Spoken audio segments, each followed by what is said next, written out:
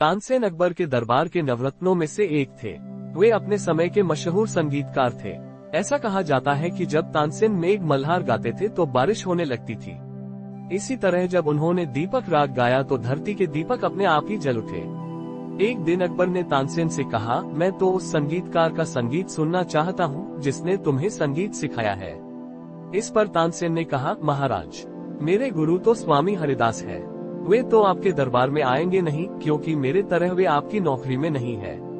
वह जंगल में एक झोपड़ी में रहते हैं। जब उन्हें अच्छा महसूस होता है तो वह गाते हैं, और जब अच्छा महसूस नहीं होता तो नहीं गाते हैं। बादशाह अकबर ने कहा कि अगर वे यहाँ नहीं आ सकते तो हम उनकी झलक देखना चाहेंगे। जब वे हरिदास की झोपड़ी में पहुँचे तो देखा कि वह झोपड़ी के बाहर चुपचाप बैठे हैं और उनका वाद्य यंत्र पास में रखा है। बादशाह अकबर ने कहा, तानसेन, क्या अब आने के बाद भी हम हरिदास जी का संगीत सुने बिना ही लौटना पड़ेगा? तानसेन ने कहा, मैं कोशिश करूंगा, थोड़ी प्रतीक्षा कीजिए। तानसेन ने गाना शुरू किया। थोड़ी ही देर बाद जानबूझकर तानसेन ने जरा सी गलती कर दी। इस पर उनके गुरु हरिदास ने तत्काल टोका और कहा कि तानसेन, इस तरह मत गाओ। और इतना कहकर स्वामी हरिदास ने खुद ही गाना शुरू कर दिए।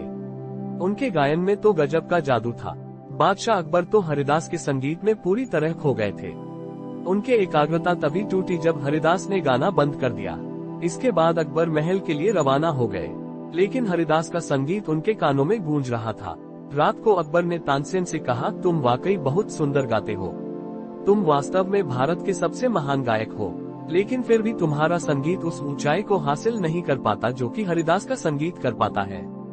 तानसेन ने हाथ जोड़कर कहा, महाराज, गुरु हरिदास जी और मेरे बीच एक बहुत बड़ा सा फर्क है कि मैं अपने राजा के लिए गाता हूँ, जबकि गुरु हरिदास जी तो केवल ईश्वर के लिए गाते हैं। वे दरबार के एक संगीतकार से तो बहुत बड़े और आगे हैं। तानसेन का जवाब सुनकर बादशाह अकबर मौन थे। वे अपने आप से कह रहे थे, जो ईश्वर के लिए गाता है उसकी आवाज में दैवीय मधुरता तो अपने आप ही आ जाती है। हमें यह सीख मिलता है कि हमारे जीवन में सफल होने के लिए आजादी अहम होता है।